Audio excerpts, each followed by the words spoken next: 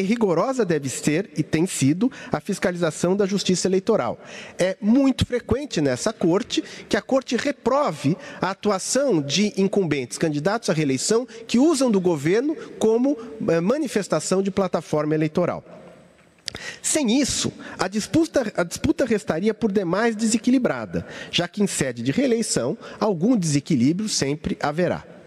A utilização de eventos, bens, atos públicos pelo candidato ou pré-candidato, isso é irrelevante, para fins de emular sua candidatura, constitui, na jurisprudência, abuso em si.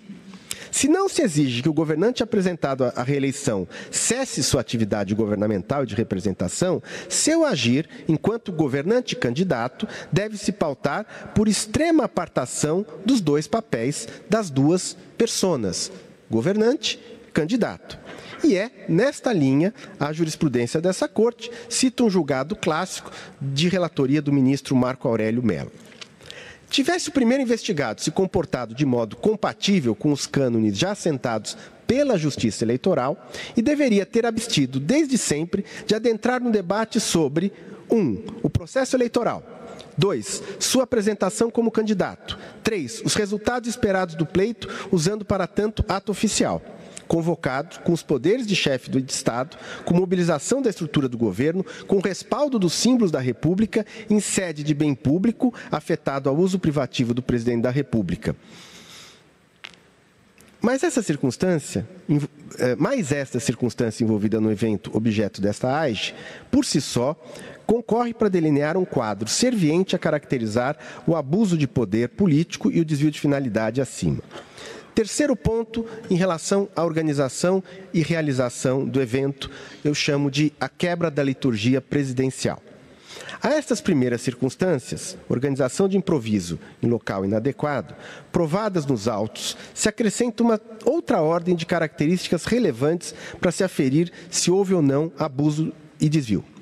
A postura do primeiro investigado, percebe-se da simples análise do vídeo do evento, faz pronunciar que a performance ali caracterizada patenteou-se menos como a de um chefe de Estado no exercício da competência de travar relações com nações estrangeiras e mais como um comportamento típico de campanha eleitoral.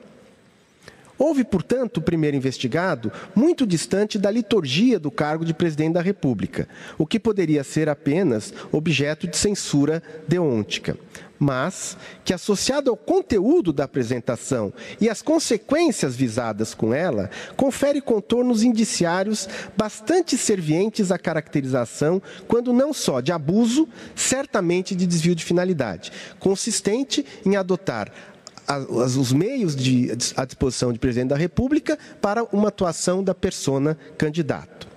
Sim, porque se estivéssemos diante de mero exercício da competência do artigo 84.7, jamais se estaria trazendo um tema doméstico, com desdouro às instituições nacionais, perante representantes estrangeiros e com tom claramente confrontacional àqueles indicados como adversários ou inimigos. Comportamento típico de candidato, não cabente na atuação de presidente da República. Passo, então, ao segundo plano do evento do dia 18, que é a análise do teor do discurso. Essa análise se mostra relevante por dois motivos.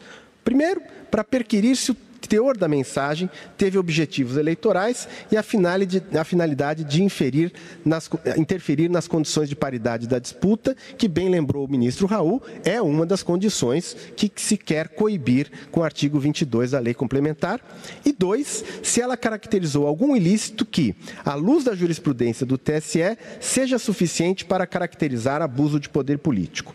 Afora isso, a dissecção do teor da mensagem será também útil para se aferir a gravidade quantitativa e qualitativa do eventual abuso ou desvio da conduta. Analisando linha a linha o discurso apresentado pelo primeiro investigado, me convenci que ele teve claro objetivo eleitoral. Não no sentido apenas de questionar o processo eleitoral sem provas ou evidências consistentes, mas de angariar proveitos eleitorais na disputa de outubro em desfavor dos seus concorrentes. Dissecando o discurso, identifiquei 4 linhas de retórica nele constantes, todas com conotação eleitoral. Linha autopromocional, consistente em se posicionar como um candidato, dotado de características positivas, eleitoralmente valoráveis e resgatar motes da sua bem-sucedida campanha de 2018. 2. Linha de argumentação negativa aos adversários, consistente em associar seu principal concorrente a características desairosas, reprováveis. C. A linha de martirização, da automartirização pela deslegitimação dos juízes e a tentativa de criação de empatia eleitoral com a figura de candidato antissistema. D. A mais escamoteada e potencialmente mais grave, linha de desqualificação do sistema eleitoral em desincentivo à participação do eleitor, para com isso se aproveitar do chamado fenômeno da apatia benéfica ao incumbente. Esclareço e demonstro cada uma dessas linhas. Primeira linha, o conteúdo autopromocional do candidato. Analisando o discurso, fica claro uma proposta de se autopromover com aquele evento.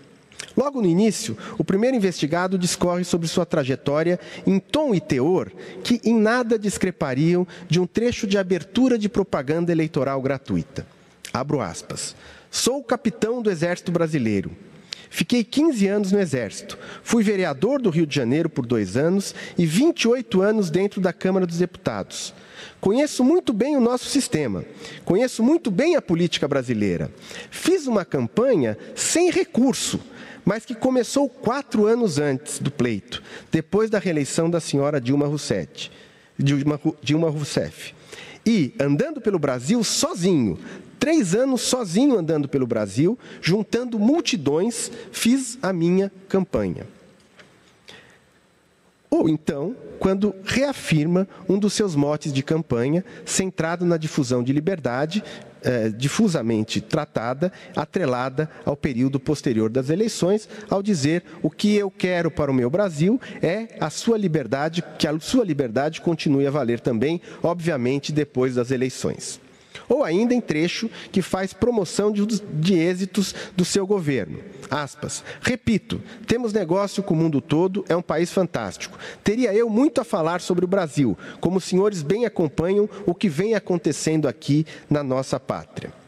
Há ainda uma passagem emulando sua propalada característica de líder popular, em conteúdo absolutamente incondizente com um evento que, supostamente, teria por finalidade interesses atinentes às relações externas brasileiras ou mesmo a diálogos institucionais. Tal trecho aproxima-se muito mais de um discurso de comício em praça do interior. Aspas.